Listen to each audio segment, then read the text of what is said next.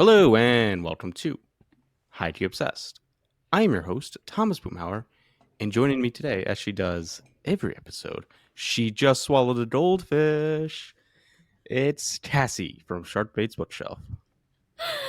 Hello, hello. I don't get that reference. It's not a reference. I'm You experimenting with just a made it up? new. Yep, I'm experimenting with a new gimmick for your intros. Instead of just calling you something you're not, I'm going to describe something you're not doing. It's kind of stolen from Made Some Noise, the Dropout TV thing. But yeah. Okay, I love it. I'm in. The So what to TV? Sorry, I don't. Dropout TV. It used to be College Humor, and then the creatives bought it, and now it's actually like incredible, Right, very right, funny. right. Okay. Cool, cool, cool. That's a sir. So today it's a flu game for your boy getting over the stomach bug. So we scrapped some of our plans, and we're gonna see what happens, more or less. We are gonna see what happens. It's gonna be great. It's gonna be great. Um, We're talking about the Scottish witch trials and witch hunts. I did listen to some coverage of these. I've read the chapter of Witchcraft: A History and 13 Trials on this, at mm-hmm, least the origins of these hunts, but my mm-hmm. understanding is that they are absolutely insane and they touch on pretty much anything significant in that time period as Yeah, well. So I'm very much looking forward to what you uncovered and what we're going to talk about. yeah. No, I'm really excited about this episode, and I apologize both to you and to our dear listeners for the tangents that I inevitably go down, I think, during this episode. I'm gonna try and keep it tight because I have Mm-hmm. lots of pages of notes, but I I already loved this topic and this general time period. Mm-hmm. I'd say like the 15th to 17th centuries were kind of my favorite time period to study. So like I knew enough to be dangerous going into my research for this episode, and then because of that I was like, wait, wasn't that when this was happening? And then like I would fall down a rabbit hole. So like Mm-hmm. I don't actually even know if my notes are coherent We shall or see. if this is gonna vibe at all. But I'm very much looking forward to it. And I think it's gonna be really nice. Like I know we're planning on doing an episode about, some of the witch trials that were happening on the continent Mm-hmm. around this time as well. And then we're planning on doing a I know we're planning on doing a kind of themed episode about the Reformation and how the impact of the religious turmoil and what that did to this type of like witch trial and witch hunt kind of fervor. But we will talk about it a little bit during this episode, I think, because it's just so relevant and so tied into what's happening in Scotland and in Britain in general at this time.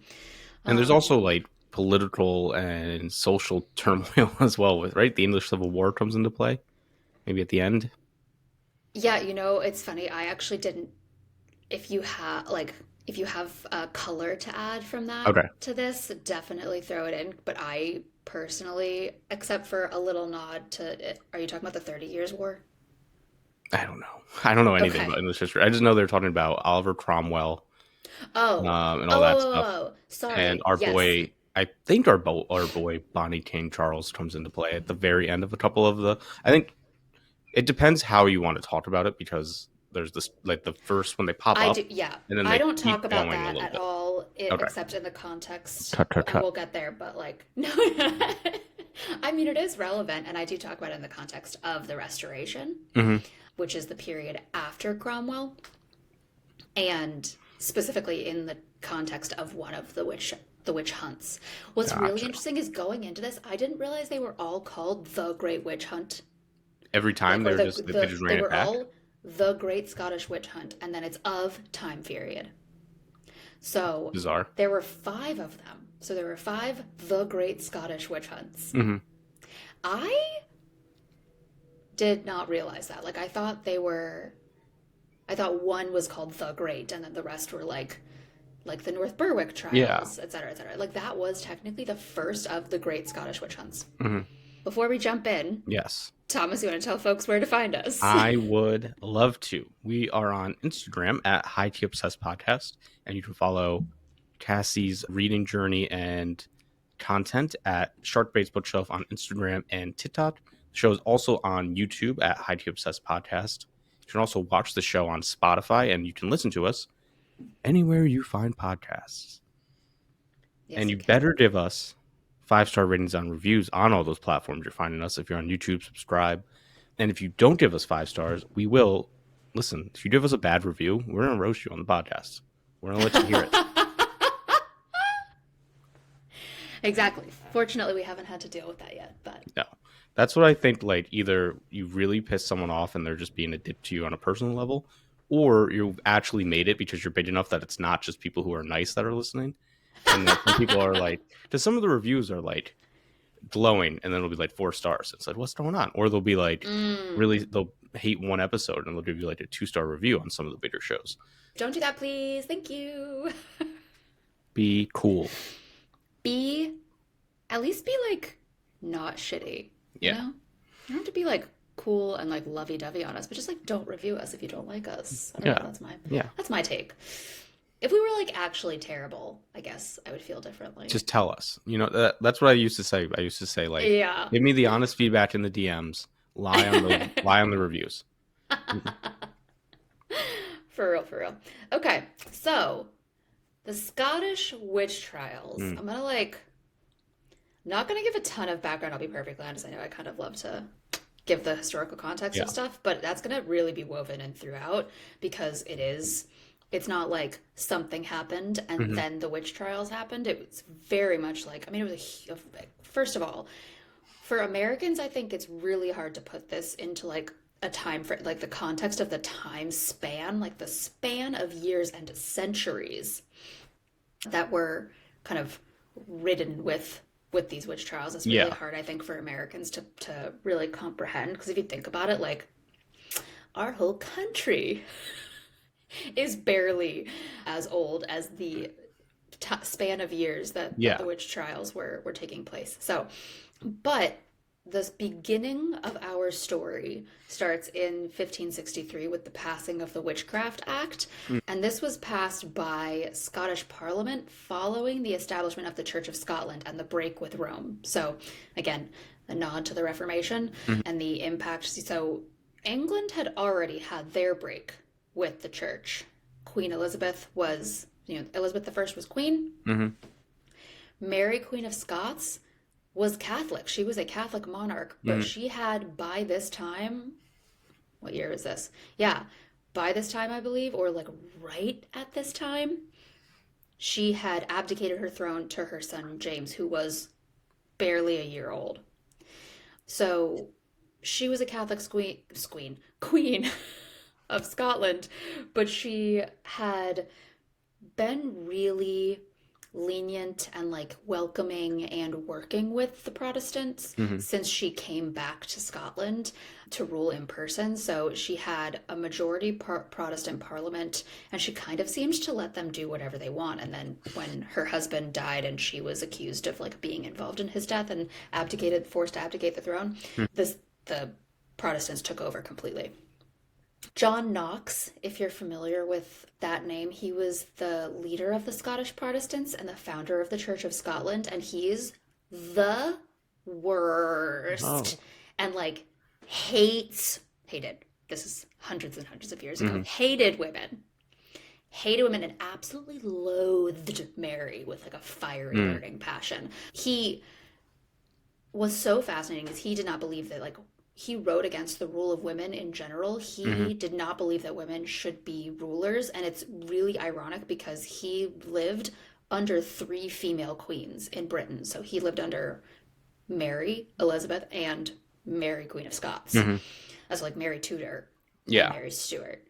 So just a raging misogynist. He's just like, raging misogynist. I'm gonna read you what he wrote. Excuse me. He wrote it's called The First Blast of the Trumpet Against the Monstrous Regiment of Women.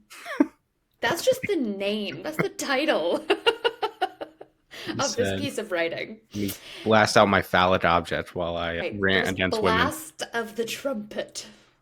Douche canoe. Okay. Anyways, he said to quote unquote, to promote a woman to bear rule, superiority, dominion, or empire above any realm, nation, or city is repugnant to nature. To nature. To nature. So that is all happening like before and during, right? So so the breaking with the church happened technically while Mary was still queen, and then, but she never signed it. Hmm. She never like signed off on a law breaking with, not with England, like breaking with the church and founding this Church of Scotland. She never signed that technically, but she like the Parliament did it with her like in absentia, Hmm. and then she was forced to abdicate like shortly thereafter. And one of the first things they did after James was crowned as an infant, which fun fact, third monarch in a row in Scotland to be crowned as an infant. Hmm. Like Mary's dad, Mary, and then Mary's son. Fun fact. Anyways, literally one of the first things they did was pass the Witchcraft Act, because I want to say she was forced to abdicate either Hmm. in like in the year before or like early on in that year. But so the time frame that we're talking about today is from 1563 to 1727. Wow. So during that time period, somewhere between 4 and 6 thousand people were accused of witchcraft, and more than 1,500 are believed to have been executed. It's insane. Okay. 75% of the accused, at least 75%, I've seen some, in some cases, as much as like 98% in certain trials, Mm. were women. For those doing the math at home, you will know that is between 3,000 and 4,500 women Hmm. accused. And I don't have this stat in front of me, but it definitely was like the majority of the women accused, like the deaths, that percentage goes even higher, because a lot of the men accused were, not a lot, but there are a good number of cases where like the men accused were like higher up in the power structure Hmm. and were just like slapped on the wrist or sent into exile or whatever. They were not like strangled and then burned to death, strangled to death and then burned. Does that come into play? I mean, it obviously does, at least intangibly, but is it because these witch acts, or like maybe later witch acts, were specifically targeting like rapes with the church and labeling it as witchcraft? I don't know how much that has to do with the gender disparity. I think the gender disparity is for all the normal reasons. Hmm. And like what we talked about in our second episode about the Maleficarum, about Hmm. like that women were more likely to be susceptible to the Yeah. devil. But it is true that like, you know, witch trials predate the Reformation, but they Hmm. were very, one, rare, and two, as we talked about, like much chiller. Hmm. It was like this And no one was specific woman is a executed. witch. One, this specific woman is a witch, and two, she's gonna have a night in the stocks and then she's gonna Hmm. go home, because we actually do not respect But necessarily, we but we rely need on that her here. healing. We need the healing. We Yeah, believe that she is in fact a healer, and like we're kind of, we because it don't want, because because witchcraft doesn't before it have to do wasn't with the like, devil. yes, yeah, yeah, yeah. Sorry. It was just it, like, yeah, sorry. It was, not to cut you off. It wasn't about the devil. And I know we've already talked about a lot about that, so we won't go too into that, but it Hmm. is really interesting. And again, we'll talk about this more when we talk about the Reformation Hmm. as a whole, but that some, and by some I mean like a good percentage, not more than half, but like a good percentage of these accusations, or at least I don't know that it's more than half, a good number of accusations were, they really just Catholics. Hmm. They're Catholics being accused of witchcraft. And in fact, in England, that was, I want to say, at some point, something that Catherine and Mary were both accused of was, you know, witchcraft, essentially being like, Hmm. oh,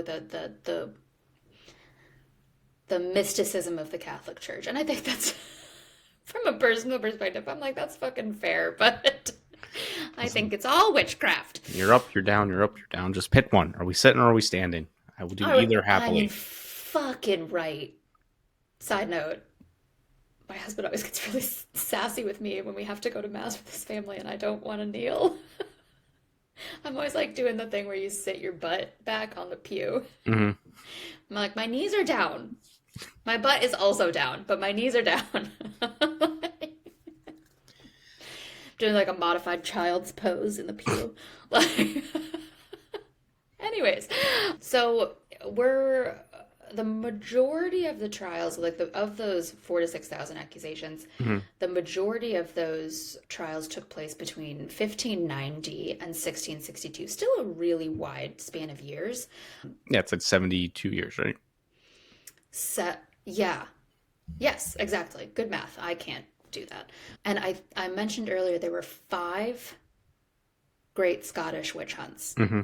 So when we talk about, I'm not going to necessarily refer to all of them as the great. I'm just going to probably break this out by years, with the exception of a couple. But the North Berwick witch trials was the first of those five, and that was 1590 to 1591, and it was like the fall of 1590 to the spring of 1591. I want to say that Okay. like it kind of wrapped up in about April, so it was really not even a full year, makes it crazier that there were more than 100 accusations and arrests. And I've seen a couple of accounts that claim that 70 people were executed.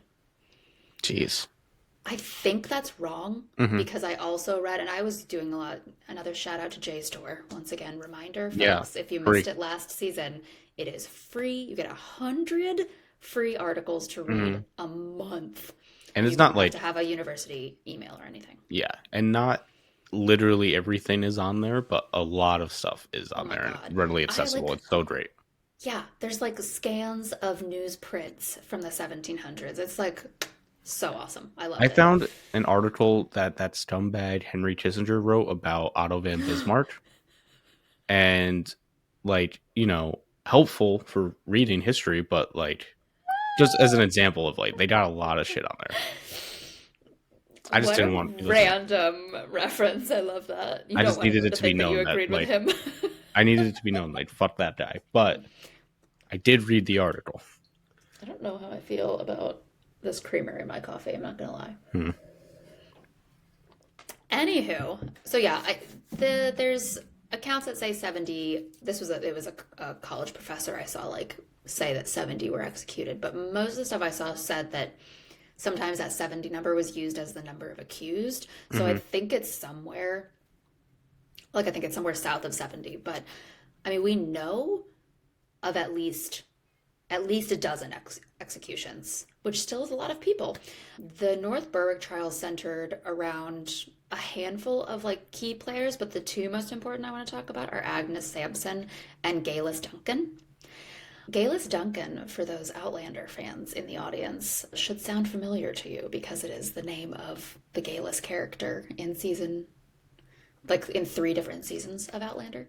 And we will get to it later, but that is historically inaccurate What? because that was way later. But anyways, Agnes Sampson and Galus Duncan. Agnes was a healer and a midwife, and Hmm. Galus was a maid in a deputy bailiff's household. So it started with Interesting. Galus. It's funny, like some of the accounts like introduce the two of them backwards, like Agnes first and then Galus, but Galus Hmm. was definitely the first one accused, and like she named Agnes. So David Hmm. Seaton was her boss. He was the her employer. He was the deputy bailiff, and he accused Galus of being a witch because it said she would like leave the house at all hours of the night and like suddenly, quote unquote, became really inexplicably good at healing, like healing the sick. Hmm. And he, like, I guess was just convinced that she was a witch. Hmm. There's also this weird thing where I don't know if you read this or heard this in she does mention it in the chapter from Witches, the History in 13 Trials, which can you remind the listeners who wrote that? Because I have been Dr. blanking on her name. Marion Gibson. Thank you. That's really good. I'm listening to it on audiobook. But I am as well. anyways, she's noted as playing the mouth harp. It's like every account of this that I read, which I read kind of a lot about this one in particular. Hmm. Every account I read, she's noted as playing the mouth harp. And one thing I saw said that she's actually the first recorded player of the mouth harp in Britain. What the fuck? What is a mouth harp? I don't know. Is it like a harmonica? Maybe. Let's see. Mouth harp. Or is it the like whoo hoo but that's a flute. I think it's The Peter Pan thing is a what the flute. fuck? What is it? Looks like just knitting or sewing scissors. It looks like that, Yeah?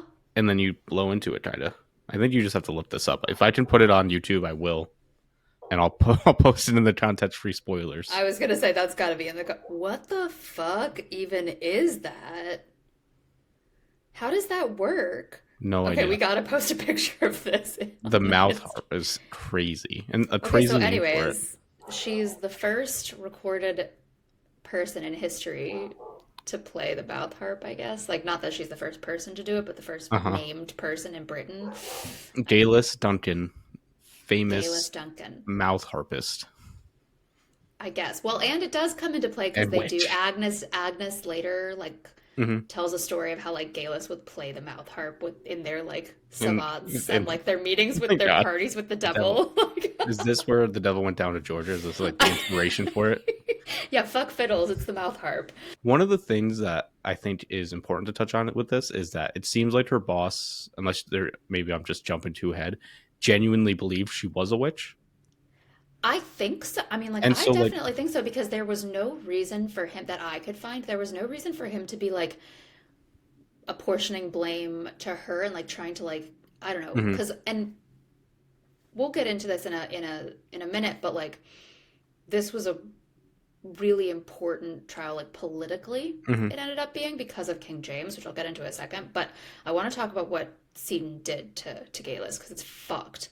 Okay. But yes, I do Could I think that just he finish my truly thought? believed it. Yeah. So Yeah, that is yeah. like I think a lot of the times when I think about witch trials, at least, it's like the common like it's these outsiders who come into the community and they're like the witch finder general or witch hunter general, and they just like misconstrue things or like they're acting for political reasons or people are targeting widows that are wealthy and things like that. And a lot like that is absolutely the case in tons and tons of these cases. But also sometimes it is genuine superstition and like people did think that there was witchcraft going on, Yeah, for sure. which is not For sure. ideal, but And I think that this was both. Not how it started necessarily, but like that, I do think that like it's more common that like once something happens, it snowballs into yeah, that no matter what. No matter how it starts, I do think that what you're referring to is how it ends, you know? yes. Like Agnes Sampson was like an older widow Hmm. healer. So like, yeah. Yeah. But so Seton, this was also so fucked. He like took it upon himself. Like he was a deputy bailiff, but I don't think bailiffs were like jail people the way we think of Hmm. a bailiff. I'm pretty sure it was just like a town position. Fact check me on that if you know differently. But he took it upon himself to get a confession from Galus Mm. before getting the actual authorities involved. So like he and like his bros were like torturing her to try and Mm. get a confession of witchcraft from her. So like he tortured her. They used like thumb screws, which did you know that that's called like pillywinks?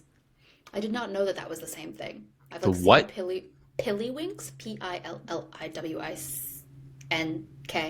Okay. I think I'm spelling that right. I've seen that word before. I did not realize that's thumb screws. That is the other name for thumb screws, which I'm like, that is way too cute of a word. Way too cute of a word. That's insane. Pillywinks. It sounds like tiddlywinks. Like, and like maybe you're not old enough to get that reference, I, but I've heard that term. I have not heard the pilly winks thing. yeah. So that was like they used thumb screws, sleep deprivation, which like they Hmm. didn't, I think, know. Like they would not have considered that torture. They didn't Hmm. know they were torturing when they were keeping someone awake. But like, yeah, it's gross. And then, but she didn't confess during any of the torture, which Hmm. like impressive. But then they like stripped her naked, Mm. shaved her whole body, and like searched her for the witch's mark. Yeah. Weirdly, they found it on her throat in the end. I'm like, why she got to be Probably from, naked? and also like probably from the fucking shaving her head to toe. My guy's like, what the fuck? It's like, where Yeah, is the common possibly sense in all that. this?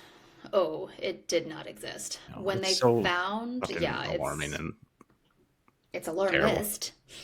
But yeah, when he found the mark, she confessed Hmm. weirdly, not weirdly, but like I mean, I think she's exhausted. And she named several others, including Agnes Sampson. Hmm. And then it snowballed from there.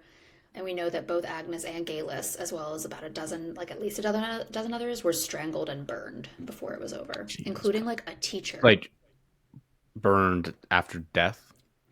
That is the other interesting thing is I did not realize that like the sentence of death, like the sentence for witchcraft was to be strangled Tough. first and then Hmm. burned. But it wasn't like strangled until you're almost dead and then burned. It's like actually like theory. I mean, although who knows? They could just be unconscious. Yeah. Jesus. It's rough either way. But yeah, so as I was alluding to earlier, this is one of the more famous of the trials, not because it was the first of the large scale Hmm. witch hunts, but it was most kind of like important because it actually wasn't as widespread as many of the others ended up being. But King James the Sixth was directly involved. Hmm. And this ended up being kind of the inspiration for his treatise on demonology that he wrote later. And please note he is only James the Sixth at this time, not the sixth and first. Elizabeth's still alive. And I know, so you a minute ago we were just talking and you mentioned that this guy that's responsible for some atrocities, I want to give him a break. Okay. Honestly, um, I know this guy responsible for some atrocities. James the Sixth and First, that goes hard. Like chain of two countries, no big deal. I want to cut him some slack. Let's hear it. So, well, he had a pretty shite experience Hmm. as a tot and as just in general. As a First of all, lad. he was almost definitely gay. And that was not a thing you were Yep. allowed to be. And there are some who argue that like part of his obsession with witches, which didn't last as long as it could have, Hmm. but part of his obsession with witches was due to, this is a claim. I don't know that I necessarily prescribe to it, but subscribe, whatever, to it is that it was to like take attention off of his like male friendships Mm.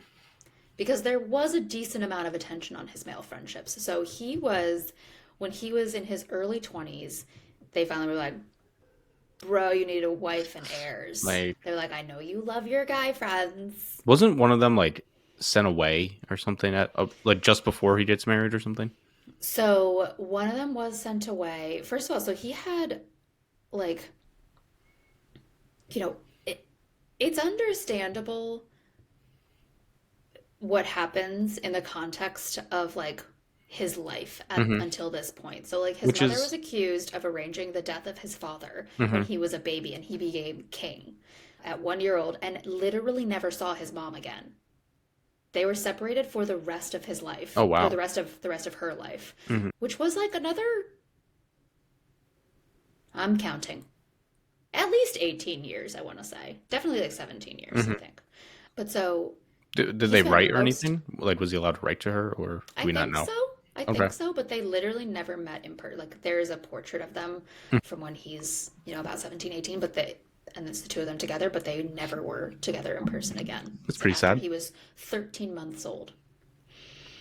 I personally love the storyline that she killed her husband or was involved in his death because she then married the main suspect in his death. Hmm. So Peculiar. I definitely subscribe to that theory.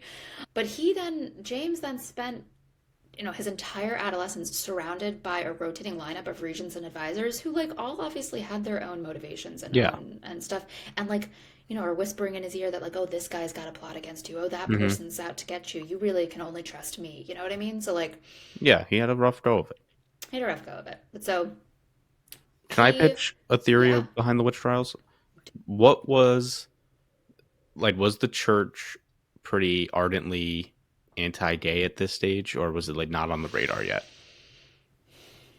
they like didn't even really have, I don't think that was, well, actually, you know what, there was one. The guy that you're thinking of, it was like the Hmm. French guy Esme or whatever his name was. I didn't even write it down because I wasn't gonna get into it. But Hmm. when he and James were like super duper close, and people were just like, there was some preacher like railed against them at Hmm. one point when I guess James was on like house arrest at that point for something. I can't remember why. I'm like messing this part up, but I think I don't think that was super duper. Okay. Because I was thinking like maybe because he presents himself as like I'm paraphrasing based on A Knight's Tale, but like the avenger of the Lord God against witches to an extent, right? And he's like, I didn't necessarily want to do these things, but I had to. Like it was my duty to do this. Or am I way off here? A Knight's Tale. That Yeah. was Edward. No, I know. I was saying like Oh. just I couldn't think of what he Oh, you're. actually called himself. So he was just like, I'm I get it. I get it. I thought not you meant that's about an actual changing. reference to the movie Yes. or the book. And so Um, I was like, maybe he was trying, he's like, if I kill enough witches, it absolves me of this sin. I see. No, Okay. actually, I mean, it could. You know what? I don't know why I said no like that. It could be. I don't personally think so Hmm. because because of how the trials went down and what they confessed to Hmm. and like the point of that trial because he wasn't involved in any of the future ones and he actually Okay. kind of like after for some of the later ones he was like He like tries to, at a maybe certain we point, have gone too far. right. I know there's like a pretty stark cutoff where it's like after that fact, he goes out of his way to like defend people accused of witches at times. Yeah, I mean, I personally didn't see anything about him like defending anyone, but yeah, Okay. he definitely was like, good job not going too far on those Mm. trials, Okay. person that I'm Okay. writing a letter to. Got But so back up to how this one started. So it. we're still in North Berwick. He was like, everyone was like, bro, you got to get married and you got to start producing some babies. Yeah. And you can't do that with your boys. So he was to marry Anne of Denmark. She's the daughter of the king or the prince. I don't remember what Denmark was doing at that point. This is kind of, he was in his early 20s and she was 14. Okay. Although it does seem like she actually kind of led him around by the nose a little bit. So, For like, the good for time her. period, not I know. like the worst thing Doesn't I've make heard. it less It's not gross. great. It's terrible, but Still very gross. yeah, it's But, very tough. uh, so there was difficulty with the ship crossing for Hmm. to get her from Denmark to Scotland, right? So, like, they were like, she was supposed to just be like delivered to him, and then they had trouble, so she like wrote to him, and he was like, "I'm gonna come get you." And the North Sea, right?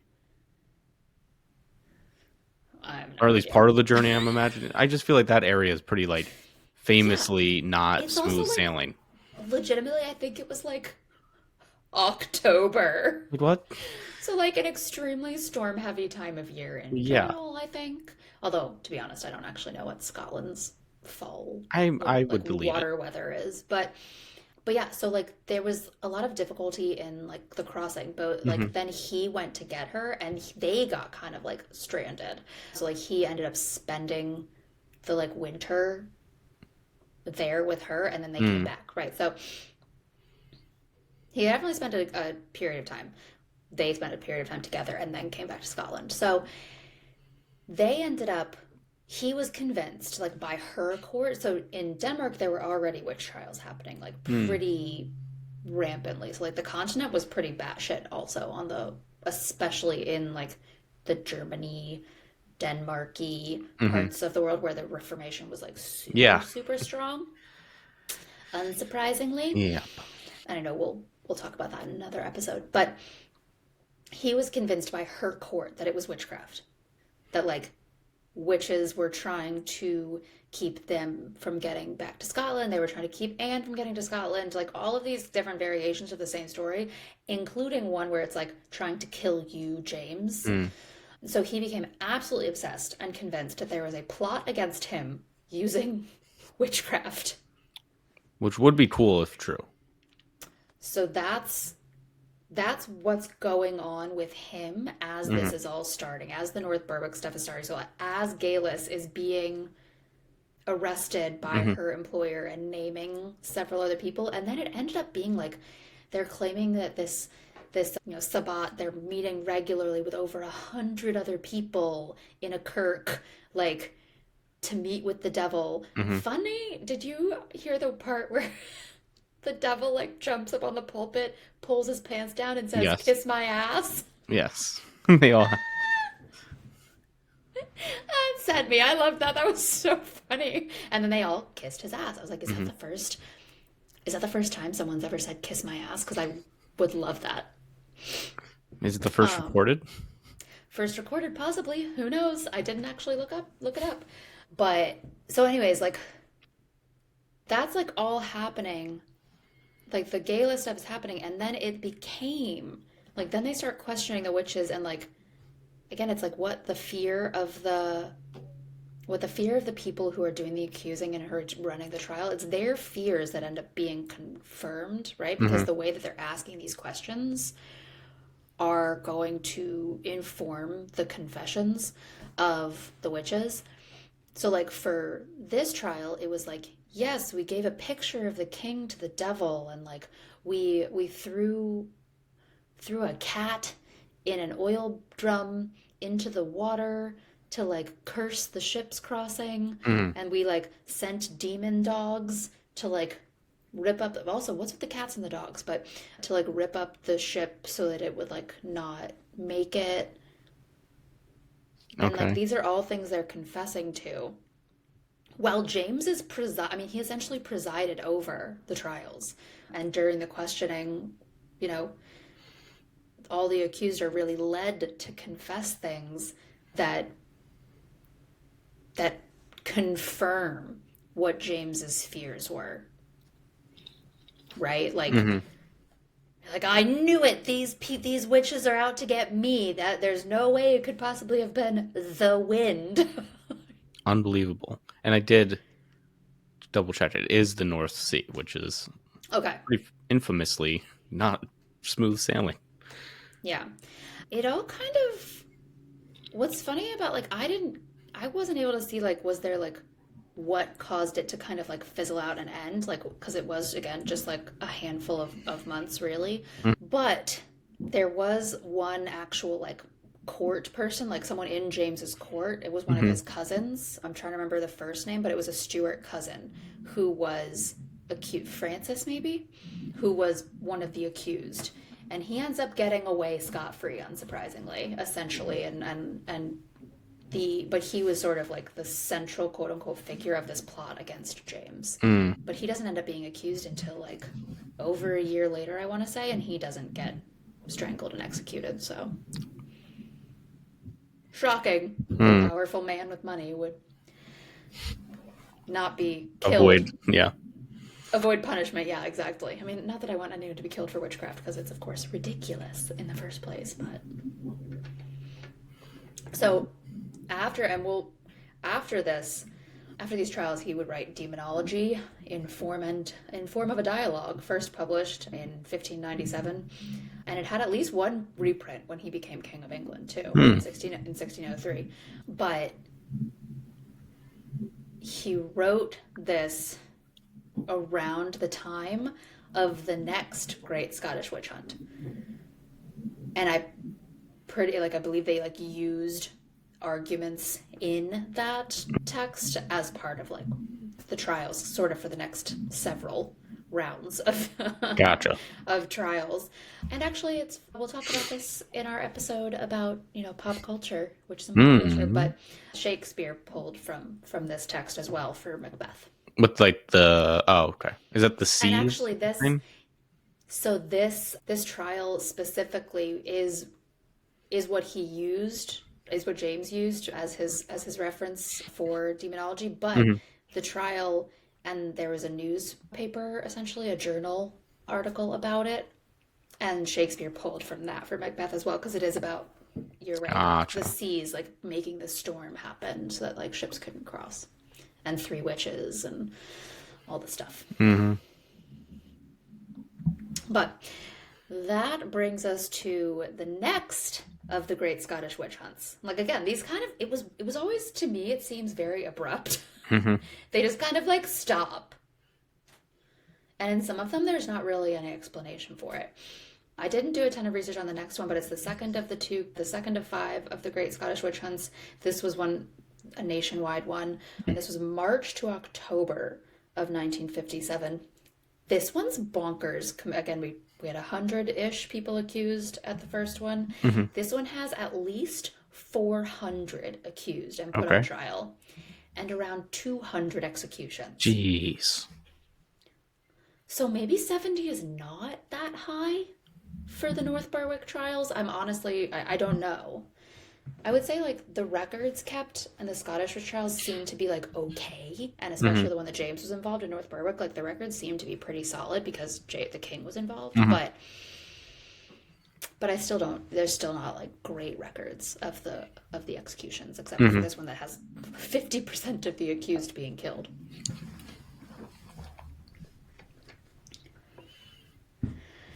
But after that, so there's two, not back to back. There was like 6 years in between Hmm. the first two. And then after the second one, so from 1597, I keep saying 1990s every time I like type my notes in. But from 1597 to 1628 was the longest lull between spikes in witch trials. Like there would have been some Yeah. trials here and there, most likely. And, like, who knows about the Highlands, really, because there's not a ton. These are mostly happening in the lowlands, like Mm. in and around, like, the Edinburgh part of the country, which is worth noting that that is where John Knox is from. But in the longest lull of spikes is due in large part to the centralization of the prosecution process and more critical attitudes towards accusations and evidence. So there's an article about the Privy Council and the witches, the curtailment of witchcraft prosecutions in Scotland from 1597 to 1628 Yep. in the Scottish Historical Review that I read on JSTOR. And one of the things was that it was likely in reaction to the hunt of 1597. Mm. So the Mm. second one where 200 people were killed, Yeah. there was likely a kind of like a reaction and like a Yeah. Like, reversal yo, where they really what's pulled up? back.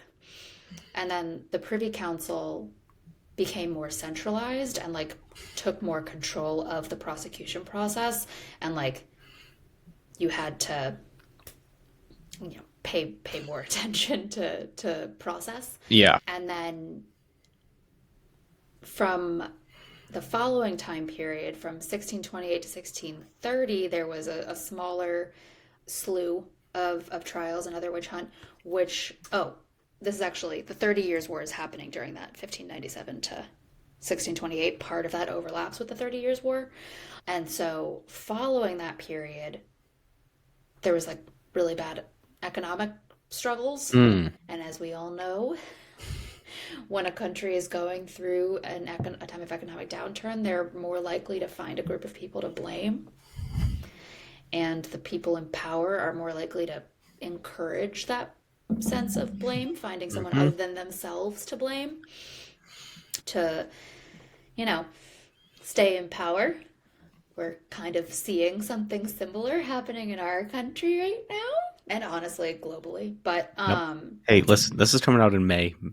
Maybe by then things will be different in a good way. maybe by then we won't even have a country. Who can But say? who can say? But so there's poor economy following the 30 Years' War, and you know, there's been almost 30 years of, or actually, sorry, my math right on that? No, more than 20 years. But anyways, there's been that really long lull in spikes and like the Hmm. Privy Council really keeping a lid on things. So after that, things pop off for a couple of years. This does also happen to coincide with the crown's attempt to establish circuit courts. So like the crown is trying to like do something new with the Hmm. legal system. Things are going bad economically in the country. Everyone's been at war for 30 fucking years. Yeah, weird how Um, that would be bad for the economy. we, you know, shocking, really shocking. And the Privy Council has, on top of all that, been like really tamping down and being Hmm. like, no, no, no witches. Stop that. You need evidence. Yeah. You just not liking this old lady or that lady sleeping with your husband is not enough of a cause for this thing. So that's 1628 to 1630. There's another round of witch trials that I didn't do a ton of reading about, but that's another Okay. one. There's then, how many are we on? One, two, three. There's one more in between that 1631 and the 1661, I believe, but it's short Okay. and I'm not going to get into that one.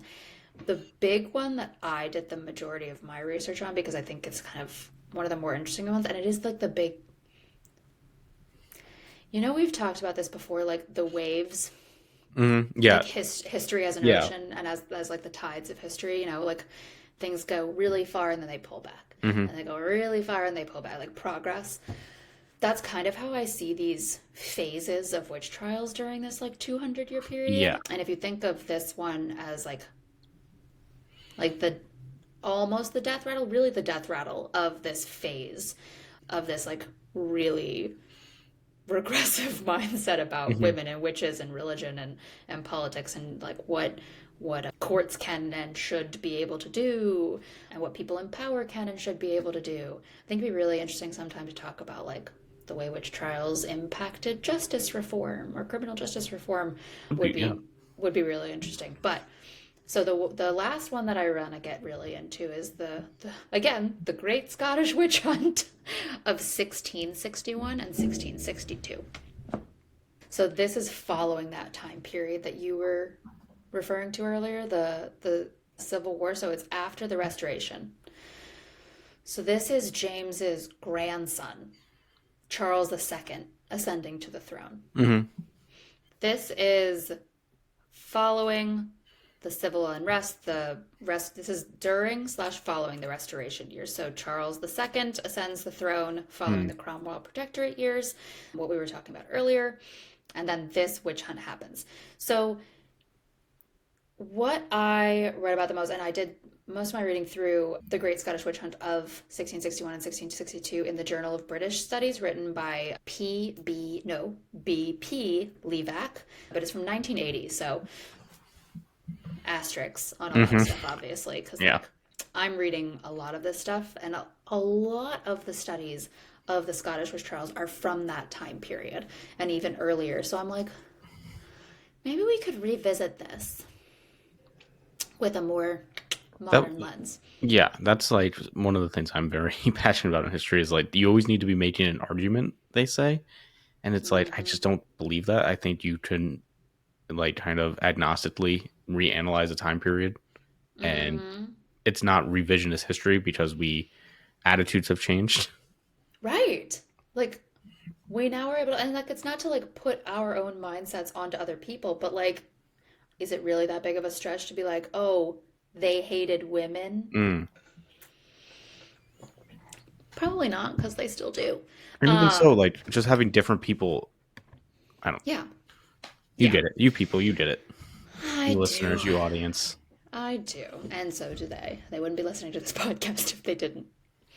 But so this time period, this witch hunt took place over about 16 months, and at least 660 people were accused of witchcraft, 84% of whom were women. Mm.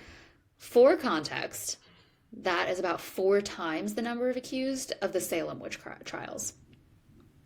And this is from April to December in 1661. So like this is just Oh a wow. chunk. No. That's I'm gonna give another stat. So like to give context of like so from in 16 months, 660 people Hmm. were accused in a fraction of that time. So like April to December. So that's less than that's like what 9 months. In 9 months, April to yeah. 206 206 of those people were accused just in Midlothian and East Lothian. So that's like that's a part of Scotland that's like east of Edinburgh, which again happens to be John Knox's hometown. We talked about him earlier. He's Hmm. the fuck Founder. boy the founder of the Church of Scotland. Yeah, great bro. But so 206 of those people were just in one town. Jeez. Well, roughly one town. It's like a town area Mhm. during a fraction of the time. So it was kind of bonkers. Yeah. The exact number of executions is unknown. This was really interesting, and it's another example of like why studying stuff from this time period, especially stuff that centers around primarily women, Hmm. right? Is the record keeping is trash. The Privy Council of Scotland register says that roughly 450 witches were executed from 1660 to 1663. So, like, that's a larger time period than this specific witch hunt. Hmm. But, like, if 660 were accused during a 16-month period and 450 witches were executed in 3 years, like we could do that Yeah. math if we wanted to. It's a fucking lot of people got killed. Yeah. An account by John Ray, who was an English naturalist at that time, so like he was a contemporary, so this is a contemporary source. He reports that while he was in Scotland during this period, 120 people were burned as witches. Wow. So again, high number. And then And you said he was a what? An English nationalist? naturalist. So Okay. I like, was like, yeah, I that think seems low for an English nationalist, but naturalist makes more sense. yeah. But according to one of Levack's sources, there's only hard evidence for about 60 Mm. executions, which would be about 10% of the accused. I I'm guessing Also, it's somewhere in the middle. the 80s, what's going on in the 80s when it comes to feminism, right? So, like, when it isn't, like, okay, Mm. hold on. Wouldn't it make sense that, like, maybe some stodgy old historians, they're downplaying feminine stuff? We got to reevaluate this stuff, guys. You know what? I'm in. Let's Sorry, I audit the got whole excited by shit. that conspiracy I got. theory I just made up. Maybe this PB was or BP was like a Mhm. leading feminist. Who knows? I don't know. Who knows? This is also where James starts to be like, or not starts to be, but like, sorry, this is not where James starts to be, but the Charles Mm. and like the English courts are like, hey guys, remember what we were doing before? Like we gotta pay more attention here. Like you need evidence. Hmm. Starts kind of after this. So like there's the time when England, the Cromwellian era, where like England was more like heavy-handed on their court system and there weren't a lot of witch trials, even though people were like, there's witches, we need to try them. One of the Yeah. weirdest things I saw was that people were like upset that like witchcraft was like bubbling up and like becoming a real problem, and the courts weren't letting them deal with it. Hmm. That was kind of an unnerving thing to read about. But like, so during this Yeah, trial, it the has like clergy, echoes of today as well. right, exactly. Like, clergy were actively involved in extracting confessions from accused witches before turning them over to authorities. Hmm. So, like,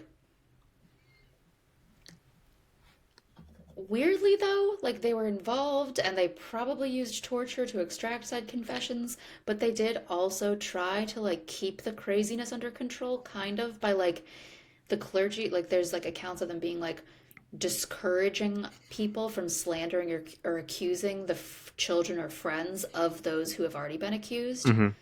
Like it doesn't seem to have worked at all, but like that's, I just felt like that was a weird, like of note that like they're out here being like, now just because someone is accused doesn't mean their kid or their friend is also a witch. Which is interesting because that's like in most of 101. the witch cases, like the Mm-hmm. opposite of the conventional wisdom. They say like the children and partners of witches are the most likely to be witches. That's why I called it out because I thought that was really interesting and like I hadn't seen that before Hmm. elsewhere.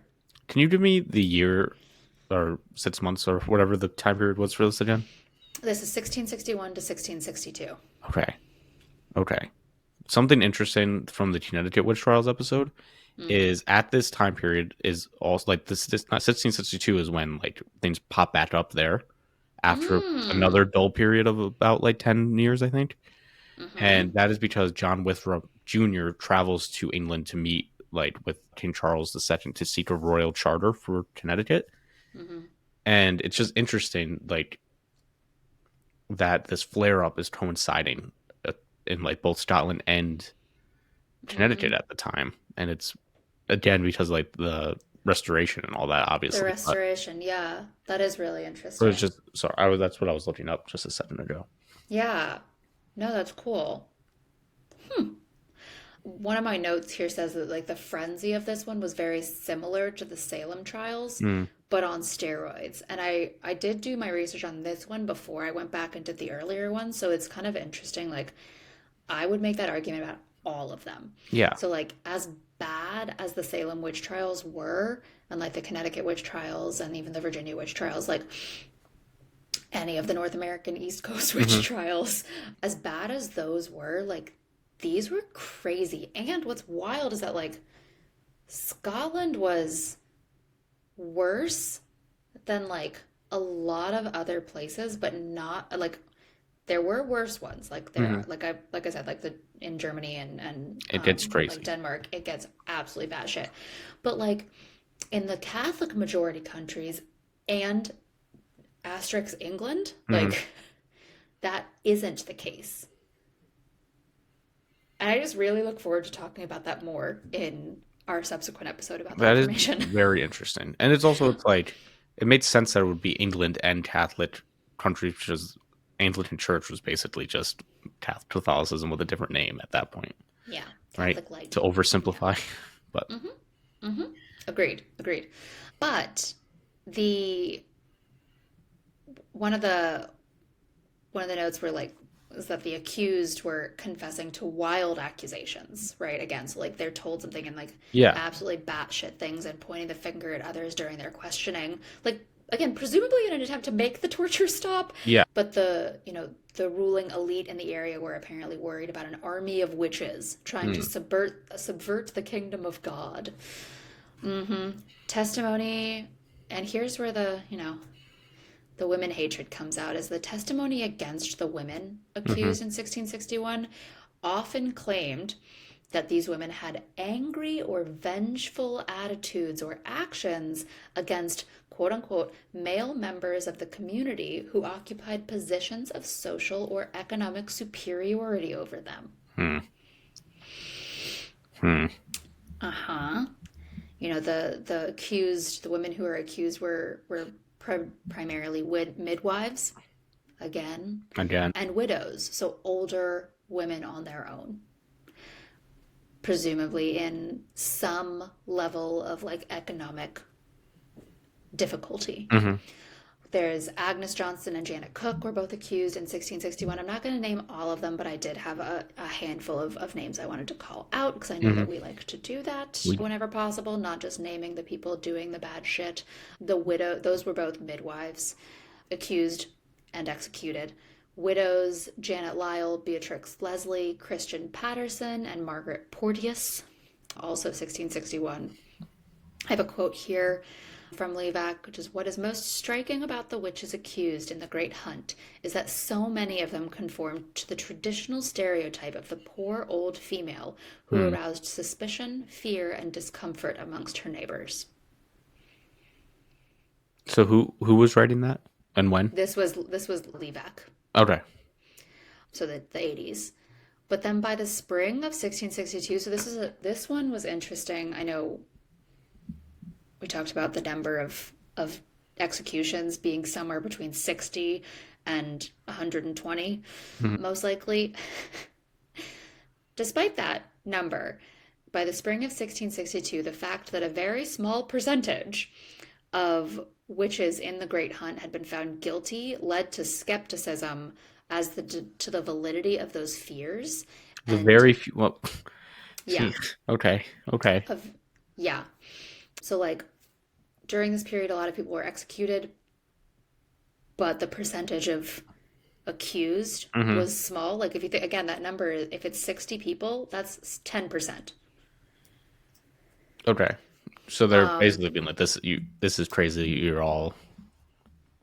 Yeah, I yeah. got it. I Well, got it. and listen to this. This admission by the council is wild. So in April 1662, the council proclaimed that a great number of accused had been arrested, tortured, and abused too hurriedly, resulting Mm, in resulting in the persecution and suffering of innocent people. Like they said this. yeah.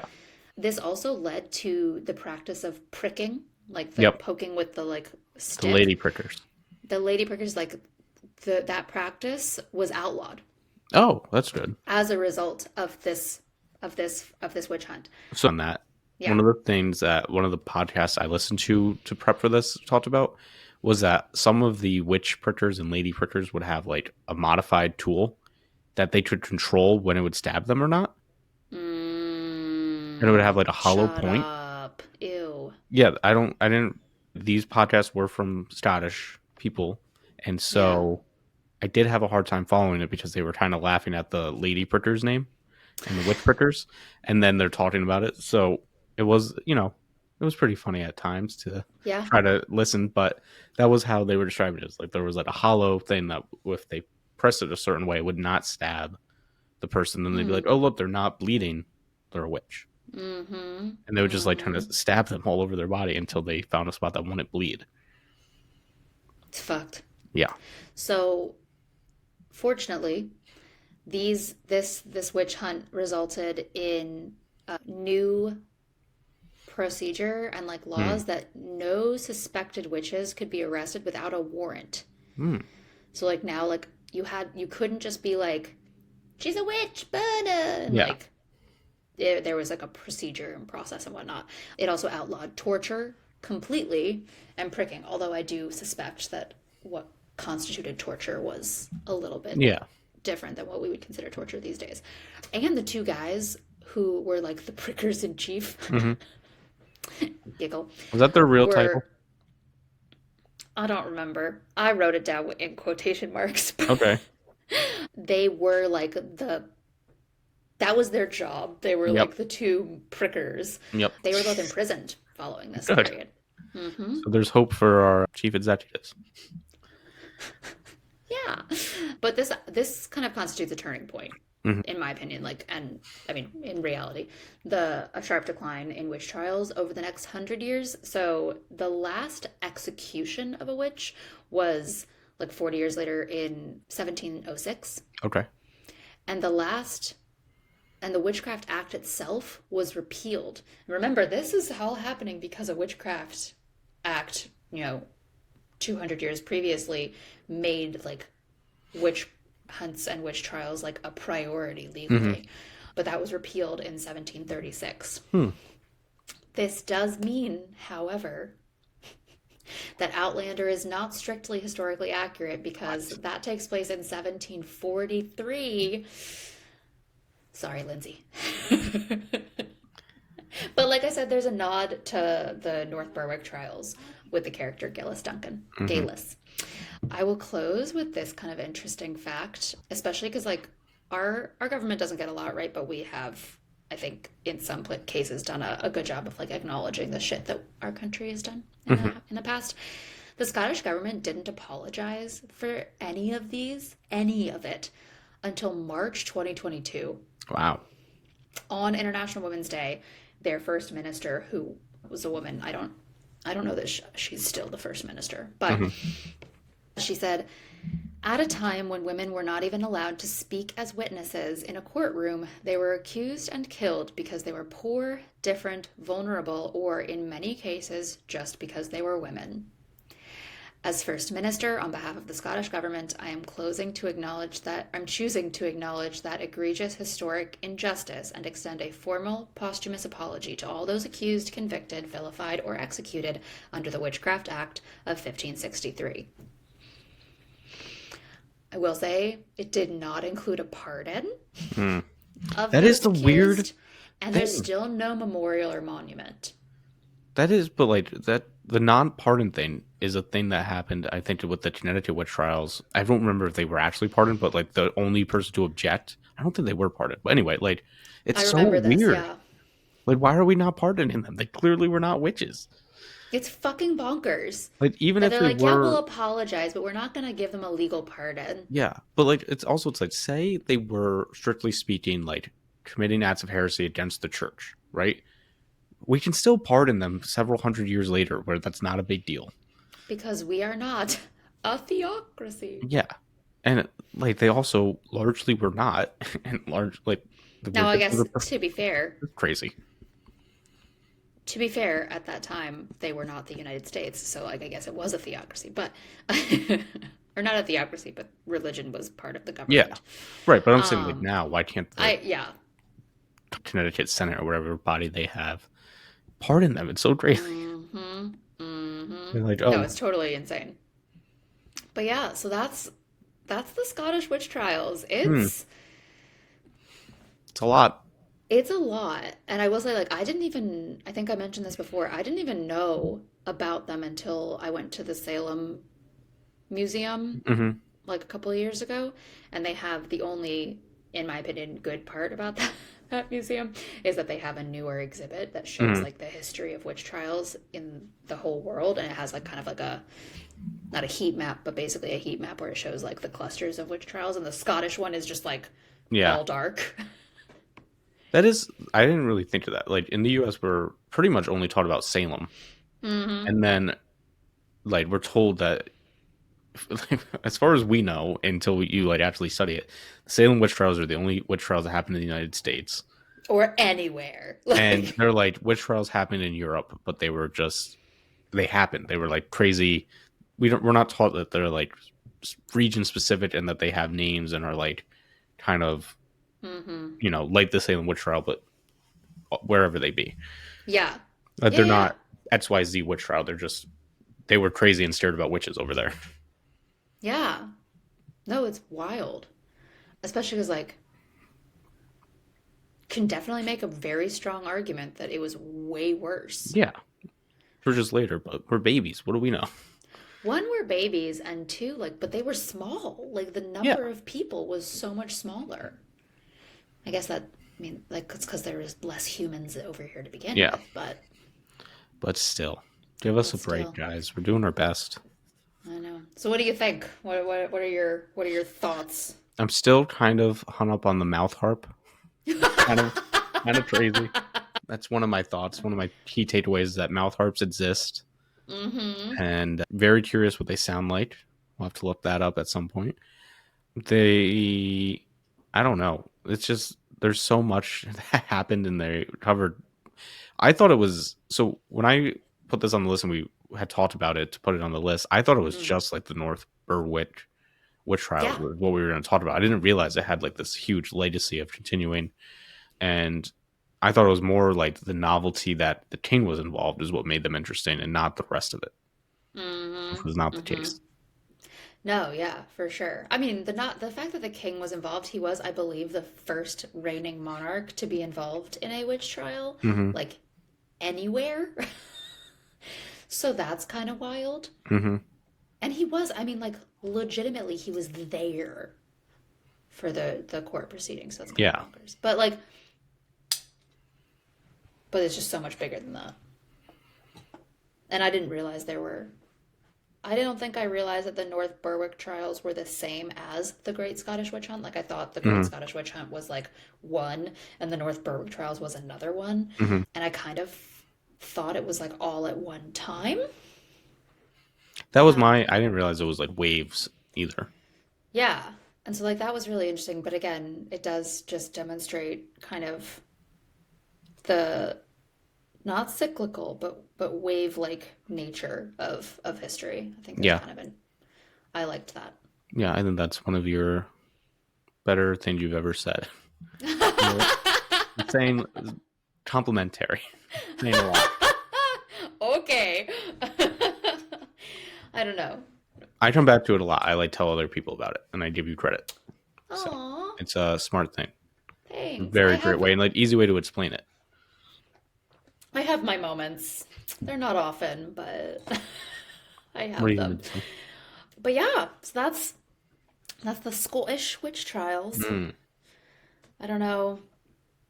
I kind of want to read more. I will say I also like to our point about like James versus Charles the first and second, and then Bonnie Prince Charlie, mm, and like all the people in between, and like who's grandfather.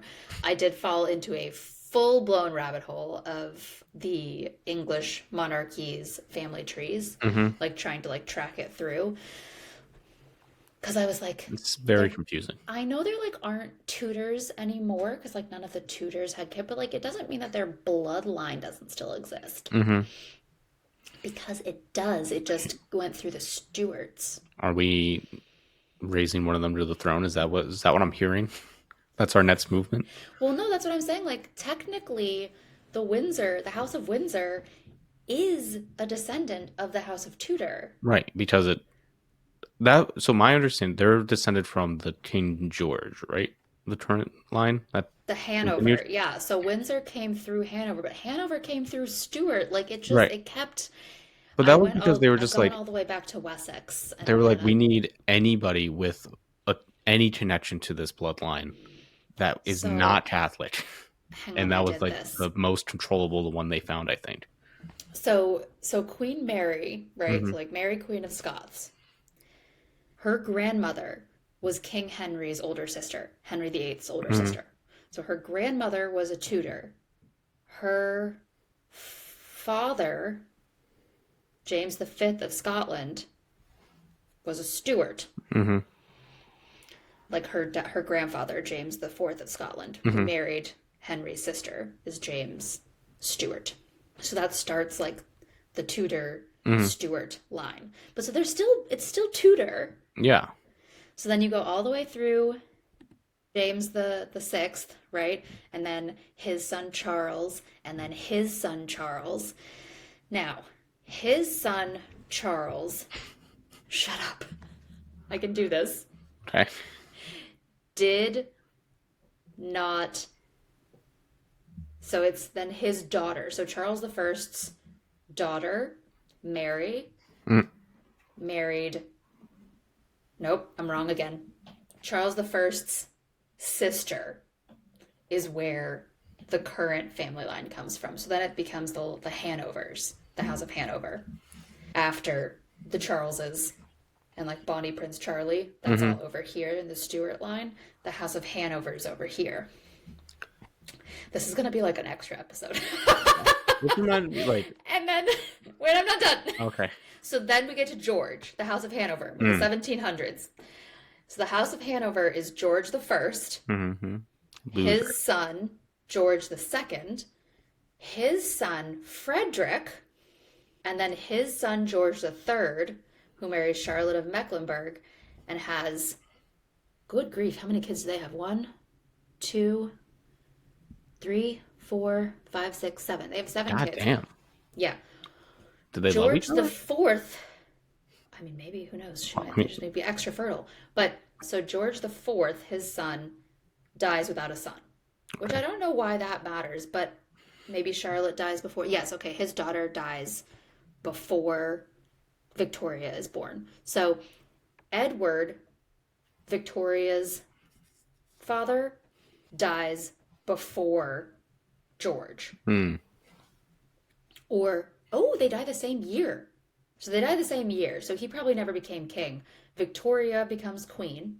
So again, this is all still Hanover. Hmm. But then because Victoria gets married, the house now becomes the Saxe Coburg and Gotha house.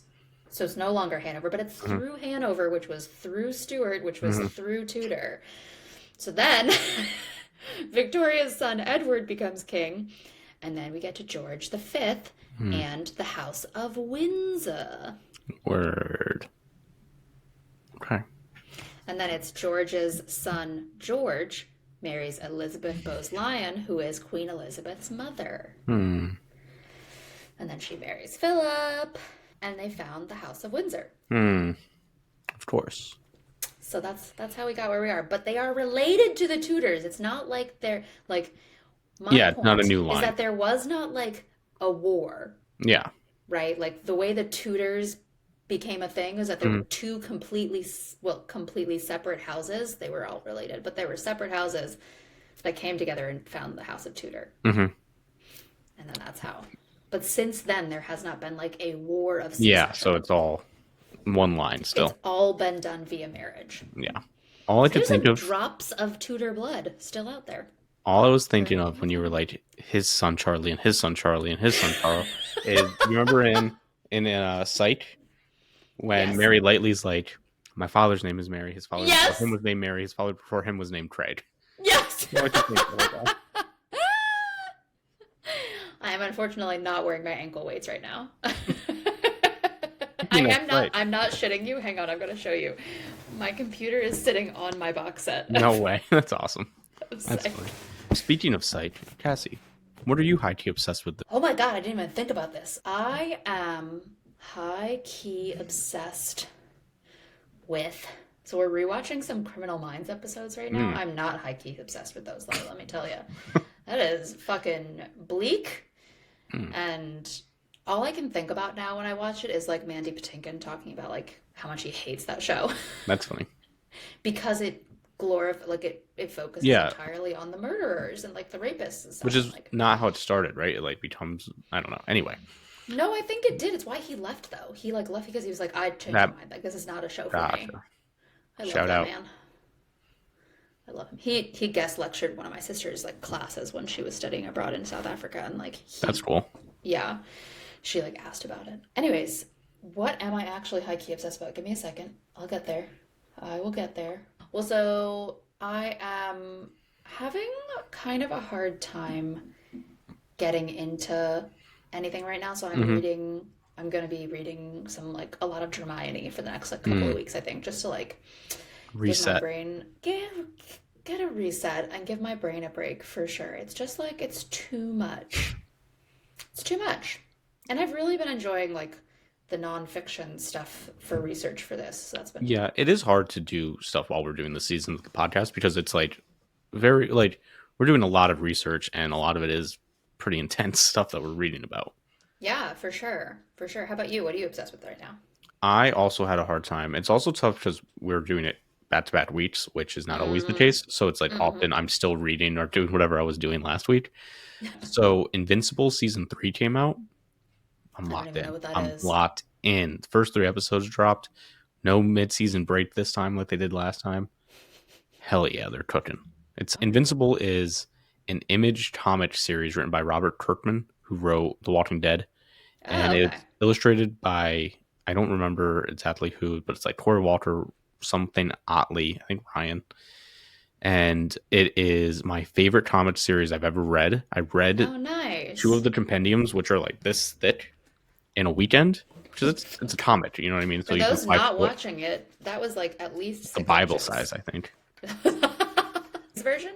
I don't whichever the biggest one is, and it's One of so the good. And illuminated manuscripts. the show is the author coming back to it like years later and correcting things that he like mistakes he made when he was writing in the early 2000s and Oh, like updating I jokes, like updating that. the cast to be more diverse, but it's like very like earnestly done and very well done Yeah, and I not love pandering that. at all, and it's so great. Like there's one character in the comic that is gay, and he's like it's not even like a big part of the show or the comic, but they just made him gay immediately because I think the character was probably always gay in the author's head, but like early Mm-hmm. 2000s you're writing not necessarily acceptable by the time the show is or the time it's finishing up 10 years later it's more Mm-hmm. acceptable. I don't know. Maybe he just learned that about the character as he was writing. I don't know. But Yeah, yeah, yeah. things like that, and like making like one of the love interests of the main character is very poorly written in the comic and is a white woman. They made her a black woman who is very well written in the show, and I she's love not that. well written in the first season, but the second season she is, and just things like that. So Mm-hmm. it's just really good, and it's one of my favorite. It's my favorite comic book, and I think the show's even a little bit better, and it's awesome. I'm very excited. That's awesome. I love that for you. I actually just realized I finished Wind and Truth by Brandon Okay. Sanderson. And Also very thick. bruh. Now that's I told you has like actual Bible paper, but that was good. It was good. I have like kind of mixed feelings about it, but I loved it almost every second. Hmm. But yeah, and gardening. Right now I'm kind of high key obsessed with getting my garden together Nice. I think for I'm the spring. doing like an elevate. I don't know how I'm doing it, but like on my patio, I think I'm going to do one this summer. I love that idea. We went to Tractor Supply to see if they had baby chickens out yet, but it's a little too early. That So, people, if it's not too late already, fucking buy chickens if you can. yeah. Well, Bird flu. we went grocery shopping and bought some eggs, and I was like, God damn, those are expensive. And Yeah, I buy live in a egg pretty cheap or area. buy birds. So I'm gonna buy some chickens, Yeah, if it's and not I'm too late, very keep them excited safe about from it. the wild birds. Keep them. We're gonna have, yeah, it's gonna be like a fully enclosed, Yeah, but like very open bird, chicken enclosure for like three chickens too. So like they're gonna have tons of space. nice. We have Okay. a three chicken maximum because chickens are assholes, Yes, they and are. they smell bad. Yep. And we also don't need that many eggs. There's Yeah. only two of us. My Yeah. goal is to like have enough to like give eggs to friends, and then if we do end up having like a surplus, having like a teeny tiny little stall at a farmer's market. That'd be cool. Yeah. But we went and bought seed potatoes and onion and garlic Very nice. and blueberry bush and a raspberry Oh, bush. that's cool. And yeah, I'm not gonna need to go to the grocery stores. Yeah, which My goal is to not have to worry about the fact that our RFK is the health director. that, but I was gonna actually say the fact that like our food supply chain is gonna be That too. fucked Yeah, in like a month. Not like even. everything basically. Yeah, Yeah. all of it. Yep. Yep. Okay. Well, on that happy note, let me reset the mood. I gave my boss for his birthday Red Rising. He loves it. He thought it was just one book. He didn't realize I got him the start of a seven, soon to be set, not on wood, soon to be 7 volume epic masterpiece. And he texted Mm-hmm. me, or I came in work Friday. He was like, "Dude, I was like, I'm gonna read a chapter of Red Rising. I read 100 pages." I was like, "Yeah, yeah, dude." That's how it works. That's what happens. So yeah, that is the happy news. Anyway, I love that. if there's nothing left to discuss, no more meat on the bone to chew, I'm gonna take us out. All right. All right, audience, you're illustrious, you're prestigious, you're beautiful, you're wonderful. Do you know where to find us? Because I do. It's Instagram at Highkey Obsessed Podcast. You can find Cassie at Sharkbait's Bookshelf on Instagram and TikTok. We're on YouTube at Highkey Obsessed Podcast. If you're watching us, shout out. If you're not, I'm mad.